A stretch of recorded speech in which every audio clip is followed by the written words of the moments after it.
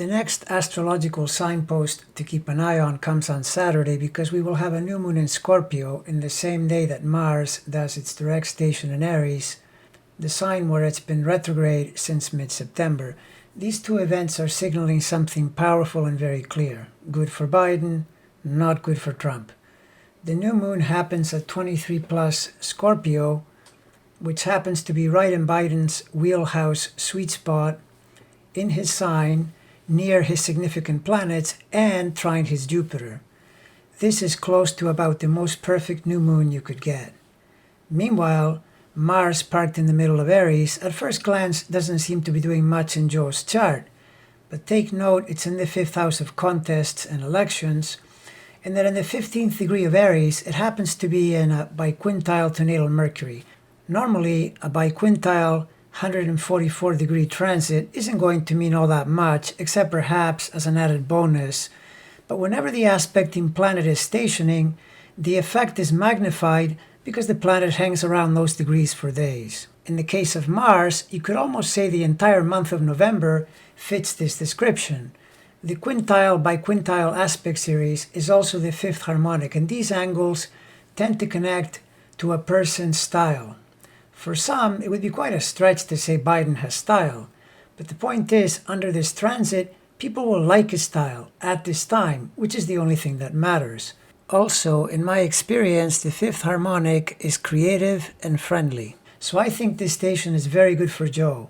For one thing, Mars in these degrees, less than 2 weeks before the station, has already brought him a presidential election victory, which is nothing to sneeze at. In contrast, look how the new moon and Mars are affecting the orange menace. The sun-moon together at 23 plus Scorpio is well within range of a square to his natal Mars, which aside from being the sword of his aggressive male ego and its powerful rising position, linking it inextricably to his self-image, it also rules the 9th of legal affairs. These areas are going to take a hit because of the square. Meanwhile, transiting Mars, as I said in a prior video, is in a month-long 135 degree sesqui square to his ascendant, which, because of the station, gives it square level force. Notice the transit is from the 9th, again, House of Legal Affairs. Translation: the events leading up to this next weekend's new moon plus Mars station are very likely to hurt his ego and damage his legal options. It is very possible this theory he's trying to push about illegalities and lawsuits and courts and all the rest comes to a crashing halt by the weekend. If not, then it might be the beginning of the end, since new moons point to a kind of, this is where we go from here, and Mars continues to irritate from the same spot the rest of the month.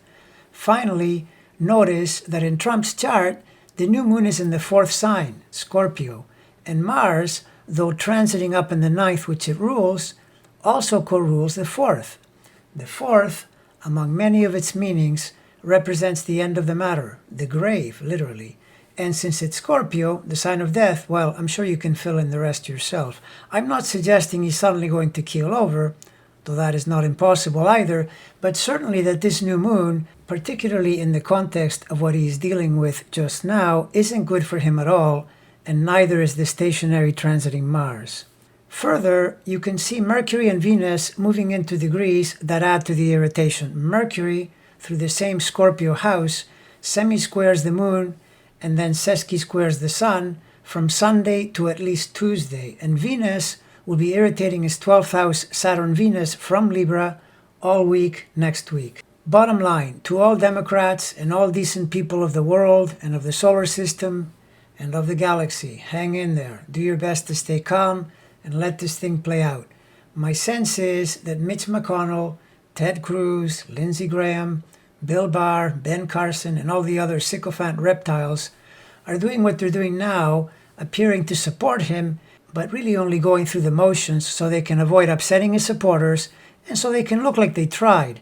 But they know very well that Trump is toast, even if he himself is unwilling to accept it for now.